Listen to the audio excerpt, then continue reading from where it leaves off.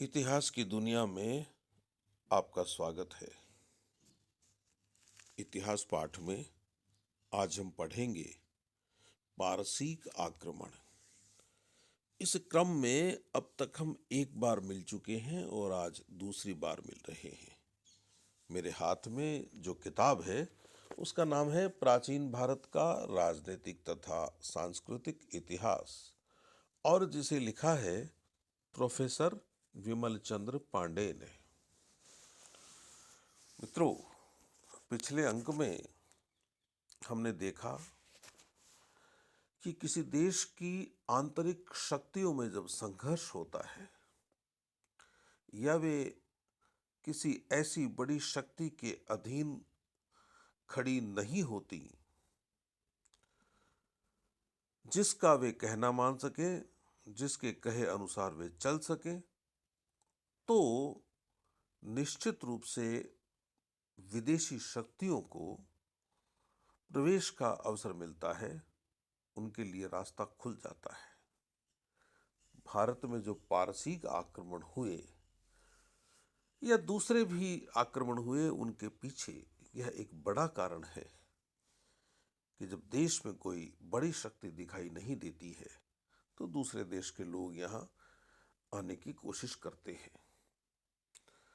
वैसे आप देखिए कि भारत कितना बड़ा देश है, बहुत बड़ा देश है, और यहाँ हम यह कल्पना नहीं कर सकते कि पूरा देश किसी एक बड़ी शक्ति के अधीन होगा, लेकिन हम यह कल्पना जरूर कर सकते हैं कि पूरा देश तो किसी एक बड़ी शक्ति के अधीन नहीं हो सकता, लेकिन देश का एक बड़ा भाग किसी शक्ति के अधीन हो सकता है। और यह इसलिए जरूरी है कि देश बाहरी आक्रमणों का मुकाबला कर सके। जब पारसीक हमले हुए इस देश पर, उस समय यहां कोई बड़ी शक्ति दिखाई नहीं दे रही थी, इसलिए कुरुश नामक पारसीक राजा ने इधर प्रवेश कर लिया। और हमें इस बात के प्रमाण मिलते हैं कि और राज्यों की बात यदि न करें तो गांधार उसके अधीन था, इसके प्रमाण हमको मिलते हैं। वैसे इस संदर्भ में हमें यूनानी प्रमाणों पर ही निर्भर रहना पड़ता है। पिछले अंक में हमने यह जाना कि पहले कुरुश ने, उसके बाद दारा ने भारत के पश्चिमोत्तर प्रदेश पर अपना अधिकार जमाने की कोशिश की थी, और पारसिक ये जो आधिपत्य है वह धीरे धीरे समाप्त भी हो गया था भारत से। इसके अनेक कारण हैं। भारत में कोई बड़ी शक्ति खड़ी नहीं हुई, यह तो एक कारण है ही, लेकिन उनके लिए भी विभिन्न परिस्थितियों के कारण भारत पर अपना आधिपत्य बनाए रखना कोई आसान काम नहीं था। प्रोफेसर पांडे लिखते हैं कि पश्चिमोत्तर प्रदेश में पारसिक अधिकार न्यूनाधिक मात्रा में लगभग 200 वर्ष तक रहा। एडवर्ड मेयर कहता है कि आरबिला के संग्राम में पारसिक साम्राज्य की इतिश्री हो गई, लेकिन उसके परिणाम खत्म नहीं हुए थे। पारसिक आधिपत्य के प्रभाव भारतीय राजनीतिक क्षेत्र तक ही सीमित नहीं थे। पारसिक आधिपत्य के प्रभाव भारतीय राजनीतिक क्षेत्र तक ही सीमित नहीं थे, उनका प्रभाव हमारी सभ्यता और संस्कृति पर भी पड़ा। उसका भौगोलिक प्रभाव भी कम महत्वपूर्ण नहीं था। पश्चिम से भारत का संपर्क बढ़ा, कला और संस्कृति में महत्वपूर्ण प्रभाव दृष्टिगोचर होते हैं। डॉक्टर आर एस शर्मा के अनुसार यूनानियों को पारसिकों से ही भारत विजय की प्रेरणा प्राप्त हुई। यह एक महत्वपूर्ण बात है। भारत प्राचीन काल में स्वर्ण प्राचुर्य के लिए ही नहीं, प्रत्युत पदाति बल के लिए भी प्रख्यात था और विजय के आकांक्षियों के लिए वांछनीय था। विद्वानों का अनुमान है कि मौर्य सम्राटों ने पारसीक भव्यता का अनुकरण किया। साम्राज्य का प्रांतों में विभाजन, केंद्रीय सत्ता, राज्यारोहण में आनुवंशिक सिद्धांत का आगमन, धार्मिक सहिष्णुता का सिद्धांत, ये कतिपय ऐसी बातें हैं जो हमें मौर्य युग में देखने को मिलती हैं और इन बातों से यह संदेह होता है कि इन पर पारसिक प्रभाव पड़ा होगा, किंतु किसी ठोस प्रमाण के अभाव में ये प्रभाव अनुमान की कोटि में ही रह जाते हैं। यह कहना वर्तमान अवस्था में अत्यंत कठिन है कि उन उपादानों में कौन कौन से तत्व पारसिक साम्राज्य के अवशेष हैं और किन किन का उद्भव और विकास भारत भूमि पर हुआ। अर्थशास्त्र में कौटिल्य कानून का स्रोत बताते हुए राजाज्ञा को धर्म की अपेक्षा अधिक महत्व प्रदान करता है। क्या इस विचार पर पारसिक साम्राज्य का प्रभाव देखना अनुचित और अप्रासंगिक है कि कानून के स्रोतों में राज शासन को भी रखा गया है। ईरान में सम्राट भूमि और उदक का स्वामी समझा जाता था।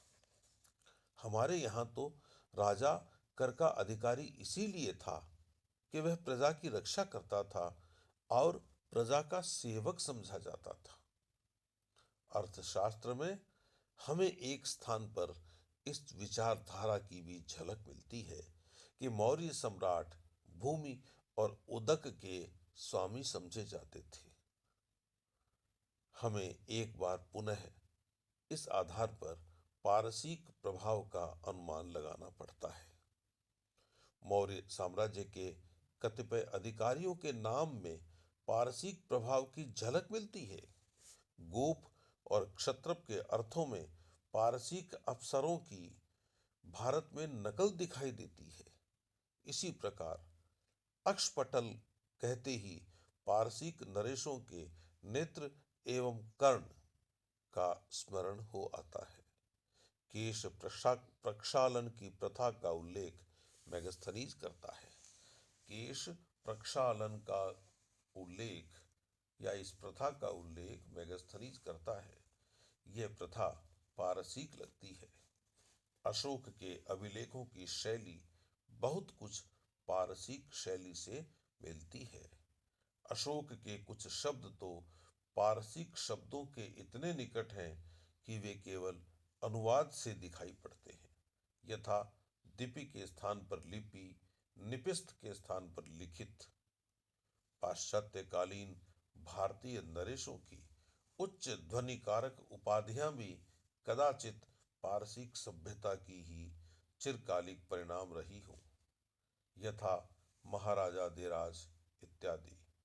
अशोक के अभिलेखों का देवानाम पीय पीय दस्सी राजा आह, दारा के थातीय दारायवोश क्षयाथीय से मिलता है।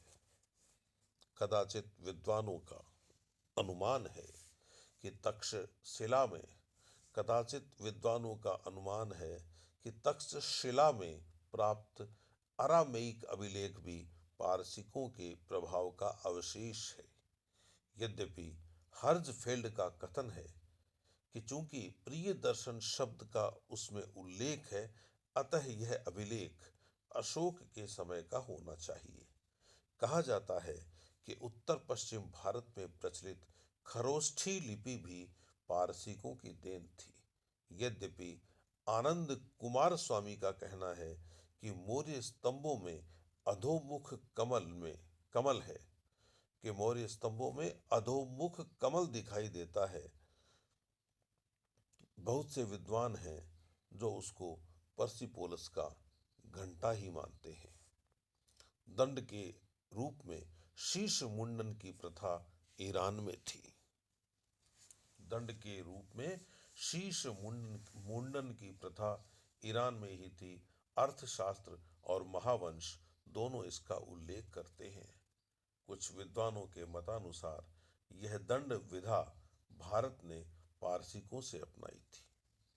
पाटलिपुत्र के मौर्य प्रासादों में स्तंभ मंडलों का निर्माण हुआ था।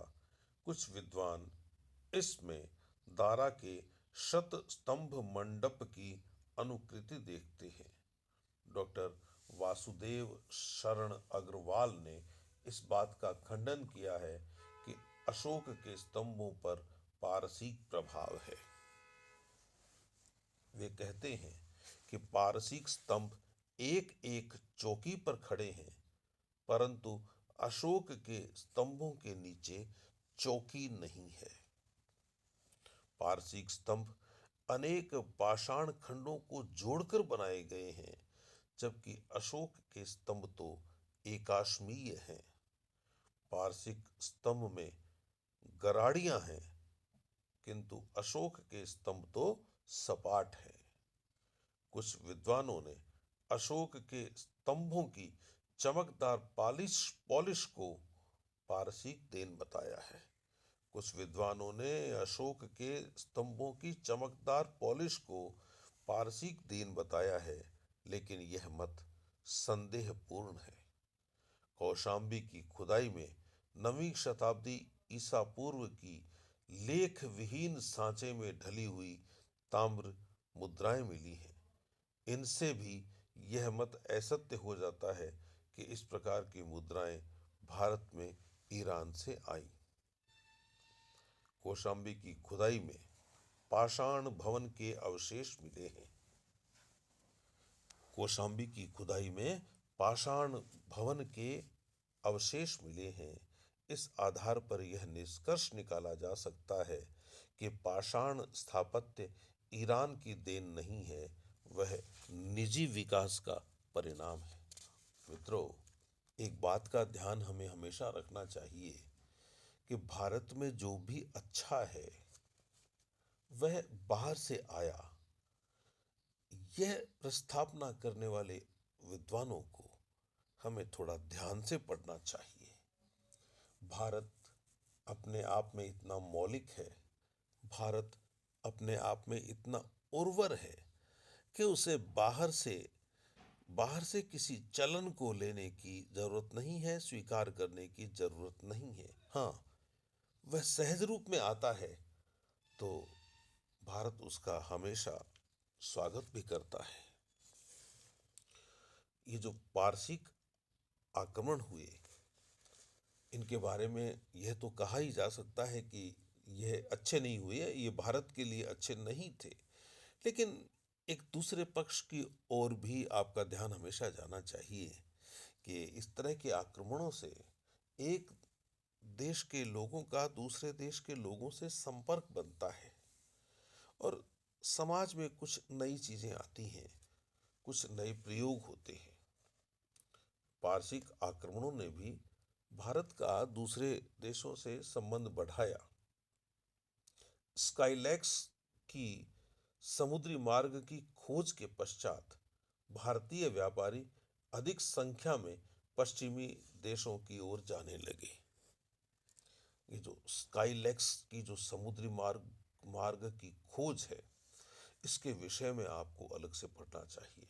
केवल स्काईलैक्स की खोज की बात नहीं है, प्राचीन भारत से लेकर आधुनिक भारत तक हमें यह देखना चाहिए कि किन किन लोगों ने समुद्र के रास्तों की खोज की और नक्शे बनाए। उसी का नतीजा है कि इंग्लैंड पूरी दुनिया में फैल गया। कुछ दूसरे देश भी अपनी अपनी क्षमता के अनुसार फैल गए थे। तो स्काईलैक्स की समुद्री मार्ग की खोज के पश्चात भारतीय व्यापारी अधिक संख्या में पश्चिमी देशों की ओर जाने लगे। उनके व्यापार से भारत में प्रभूत सोना आने लगा। इस व्यापार के साक्ष्य के रूप में पश्चिमोत्तर भारत में ईरानी मुद्राएं मिली हैं। तो मित्रों, यह था पारसी आक्रमण। अगली बार हम यूनानी आक्रमणों की बात करेंगे, सिकंदर की बात करेंगे। तब तक के लिए अपने इस दोस्त को आज्ञा दीजिए। नमस्कार।